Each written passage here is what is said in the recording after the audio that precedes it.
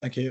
I'll be taking over for this one. Hello everyone. I'm Pravin, one of the policy advisors for Simpler Recycling and DEFRA's Circular Economy Directorate. I do apologise, I am losing my voice, so if you don't hear me, please just do let me know. Can I move on to the next slide, please? So as of yesterday, all workplaces in England with 10 or more employees must recycle the relevant waste streams. So these include metal, glass, plastic, paper and card, and food waste.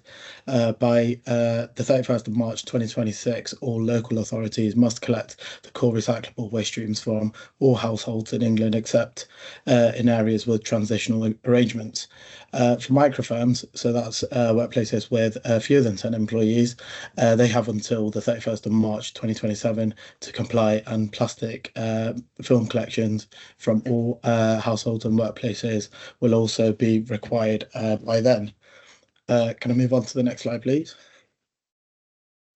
In terms of guidance, this has been published to assist local authorities and other waste collectors and workplaces in implementing the new requirements.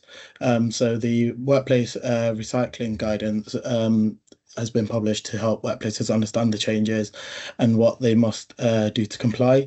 DEFRA has also launched a simpler recycling communications toolkit to help local authority and private waste collectors to inform their business and non-domestic customers about the required changes.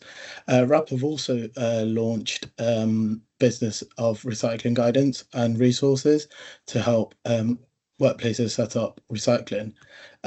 We hopefully will continue to engage with stakeholders to support successful delivery of the reforms, and we appreciate any feedback on any other guidance you think that may be helpful for you. I'll now pass you on to Carla from Biffa and Sarah from Whitbread, who are going to speak about how industry are implementing the changes. Thank you. Good afternoon, everybody. Firstly, thank you for the opportunity to come and talk about Biffa's preparation, but also more broadly how the private waste management sector has been preparing for yesterday's go live date within a very short space of time. It's been 4 months to be exact since that last announcement in November. So there's been a huge amount of private sector collaboration on this to help deliver the reforms to our business customers. So our trade associations, the ESA and EUROC, have been leading this and have put together a working group in collaboration with DEFRA and the EA. These have been extremely beneficial, where we can share frequently asked questions that are coming in from our customers and seek clarity where there might be ambiguity across the sector.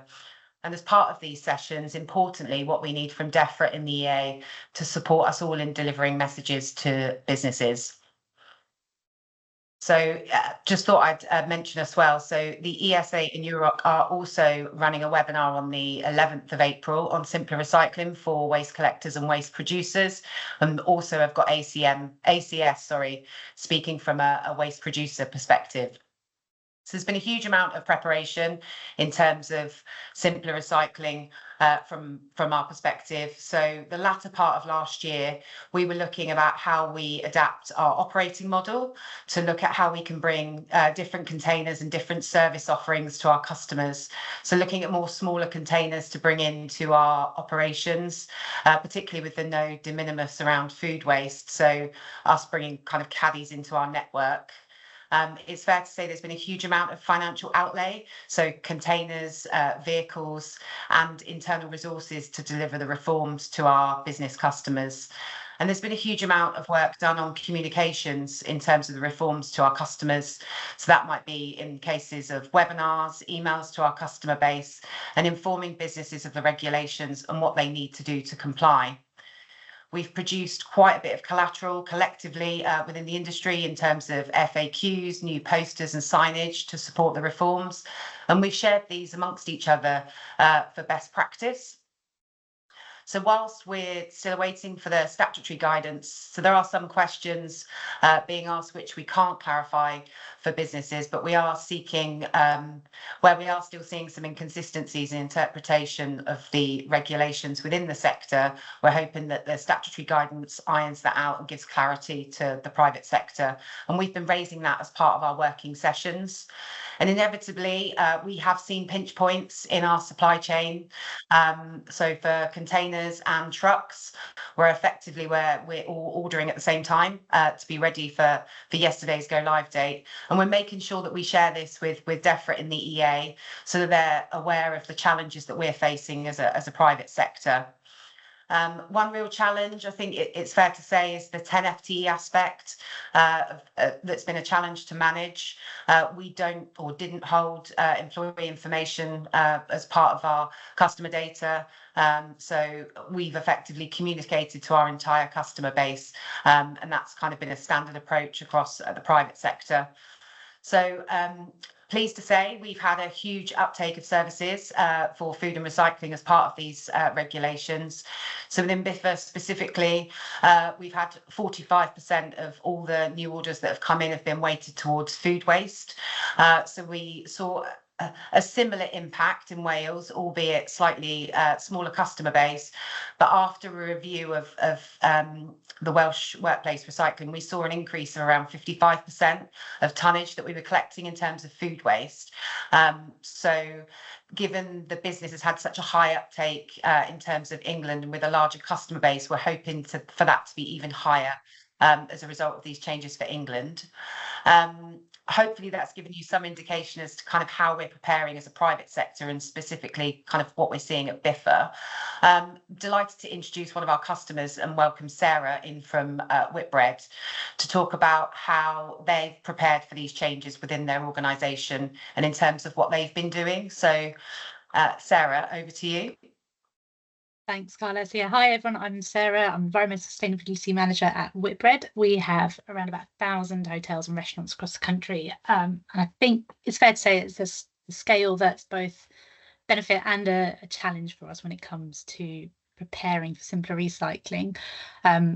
We left it later than we would have liked to start preparing in Wales. So this time around, we were kind of ready and waiting and chomping at the bit to start getting sites ready ahead of the game, but obviously until we knew exactly which waste streams we were preparing for, we couldn't sort of commit to one way or another, as it could have been two very different projects for us. So once the regulations were confirmed and we knew we would be able to continue commingling our recyclables, we knew that our external bins would be compliant already, and we already had 4 streams at every site. So really it was filling gaps in any internal bins in our sites. And then really focusing on behaviour, which is possibly the sort of hardest part for us to control, what our team members actually do in sites. So we worked with Biffa to audit all of our sites for their internal bins. Again, something we sort of couldn't do until we knew which streams we were actually auditing for. And then we're using that data together with weight data as it comes in to understand which sites aren't segregating properly and try and identify those that maybe don't have enough bins internally, and that's where that might be the cause, and send them additional bins if we need to. It's been a bit of a challenge because of lead times at the moment on internal bins are unsurprisingly quite long, and so it's something we're going to continue to do over the next few months. And then our biggest focus really has been on behaviour. So it's just making sure that everybody, all of our team members, as well, 38,000 team members across the UK, somewhat less in England, but make sure everybody is aware of the legislation. We updated our recycling training last year, so we've made everybody in England do that again, as well as having a briefing from their manager. We've put out weekly comms in our formal channels for the last few months, and we have, I think it's fair to say, bombarded people over our internal social media and so on about the legislation. And then going forwards, we're going to use weight data and instances of any refusals because of contamination and so on, and results of bin sorts to just continually feedback to sites to try and make sure that this is a real priority for them. And then we set up a network of champions as well. So within our sites, we have people who are responsible for, as one of their 2 focuses, waste. And so we're going to use these champions to feedback to sites to kind of have ears on the ground about what's going on and to try and keep the comms channels open. So I guess just to end, I think, and one of our main advantages is, of course, that we're a big business and we are fully centralised. So we own and operate our sites, which does make it a lot easier to make the changes and to monitor and control at scale. But then downside, the downside in some ways is also at scale. So getting 850 hotels to comply in a uniform way from a small team in head office and getting all the bins in place in so many sites with just 4 months notice and so on, it's really challenging. I think we're about as ready as we can be. I'm sure we're going to see gaps over the next few months, and we will keep working to try and improve those. And we're going to be monitoring sites really closely to see which ones need more help and which ones are doing well, and then trying to take the lessons from those that are doing well to roll out to others. I think that's probably it.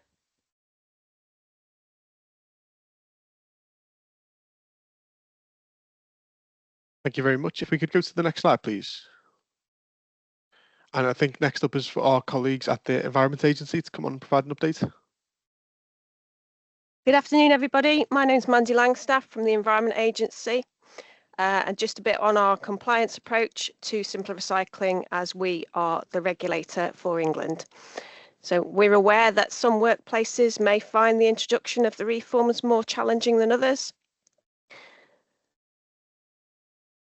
We are committed to supporting businesses, both waste producers and waste collectors, in understanding their duties, the actions they need to take, and what they can prioritise on their journey to compliance. We will work with stakeholders to support them in overcoming any difficulties they might face in relation to compliance. But it's important that workplaces are actively taking steps to ready for the change and making arrangements to comply with the simpler recycling requirements. We're delivering a range of engagement activities, attending meetings, webinars and other events, both alongside and separately from DEFRA, and we will continue this engagement for the rest of the year. And that's my slide. Thank you. Next slide, please. Thanks, Mandy. I think that's back to me from DEFRA. So hello, everyone. My name is Jess Loring, and I work on implementation of the household side of Simpler Recycling at DEFRA. So as well as today's milestone on the workplace side of Simpler Recycling, today also marks 1 year until the first of our milestones on household recycling. So we just wanted to put this slide up to take a look at the bigger picture again, as a reminder of what has come and what is still to come on Simpler Recycling. So all necessary legislation for Simpler Recycling is now set in place. On funding for food waste collections, local authorities have now received their allocation for their transitional resource funding for food collections, and local authorities will receive their EPR funding for packaging collections from the 25-26 financial year, and then start receiving their ongoing resource funding for food collections from the 1st of April 2026. So looking forward, we are focused on preparing for our upcoming milestones, as Pravin already mentioned. So household delivery beginning from 31st of March 2026, and microfilms, as well as the addition of plastic films from 31st of March 2027, alongside supporting implementation for workplaces from today. In particular, as part of this, we are thinking about infrastructure readiness on both the dry and organic side of the house, and engaging with waste management company networks on a range of relevant issues in that field. We are also looking at how we can support public communications at either or both a national or local level. We will continue to build our engagement with the Waste Network chairs and other relevant stakeholders as we develop our plans on these areas of work. So please do hold for further updates in this space. But for now, I did want to draw your attention to the various pieces of guidance on gov.uk to support implementation. And in particular, I wanted to flag that last week, a new page went live entitled Simpler Recycling, Household Recycling in England, which provides additional points of clarity for local authorities where we've had lots of questions. This link will be circulated in our next newsletter, but you should be able to Google search now for household guidance, Simpler Recycling, and you should be able to see it already. I will see if we can drop the link into the chat somehow as well. So this piece of guidance sits alongside the existing guidance on workplaces, which was published on gov.uk back in November. And on a similar note, I will pass over to Chris Mills from WRAP now to talk about some resources that they've been working on to support implementation of Simpler Recycling as well. Thank you, Jess. Could we go to the next slide? Good afternoon, everyone. Yes, I'm Chris Mills from WRAP, and we've been working closely with DEFRA on supports.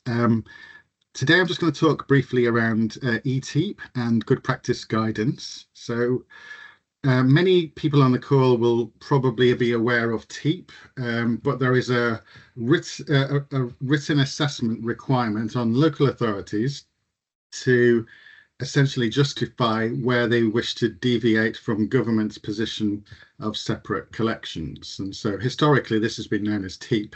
But this written assessment requirement, a bit like earlier it was mentioned about pinch points in the sector, bottlenecks, etc. What we're trying to do here is create a standardized tool that will allow local authorities to get through this process in a standardized way using robust data and in a consistent manner. So yesterday we managed to launch the new eTEEP tool. It's on the WRAP website. There'll be various press releases going out today to different sectors. So this is a standardized, free-to-use tool, and it enables councils to run lots of different scenarios. It's pre-populated with a lot of the data that they already have, so it saves a lot of time. There are a lot of default values in there, also to reduce the burden, both time and cost, on local authorities to do this.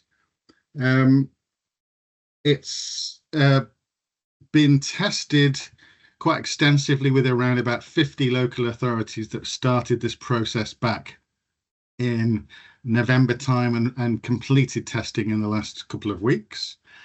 It's located within the local authority portal, and it was important to be situated there because it's co-located with a lot of other data that WRAP holds, that comes from waste data flow, that comes from local authority scheme data.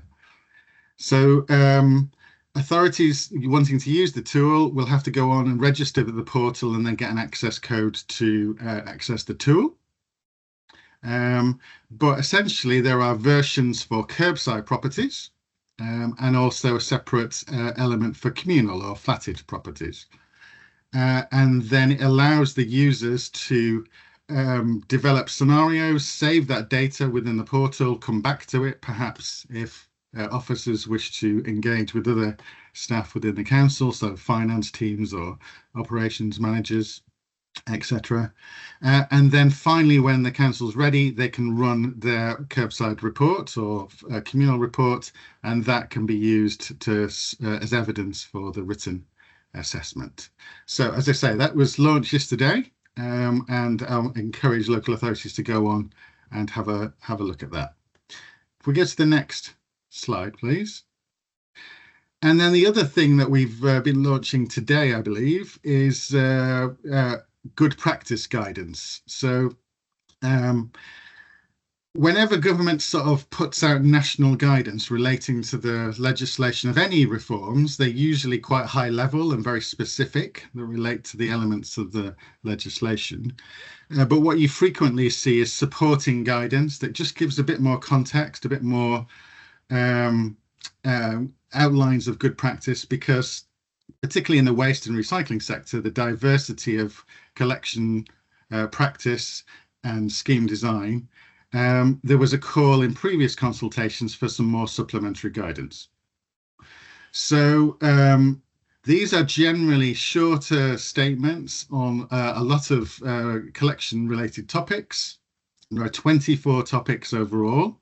19 very much focused on household waste and recycling, so residual waste, garden waste, collections from communal properties, etc., etc. And then a further 5 topics that focus much more on business waste and non-household waste service management. So as we said, these are good service standards that authorities can go above and beyond. They frequently link to other more technical guidance that's available on the website or otherwise. So again, press releases going out in the next day or so for that, and I would encourage councils to go and have a look and access those good practice topics. Thank you.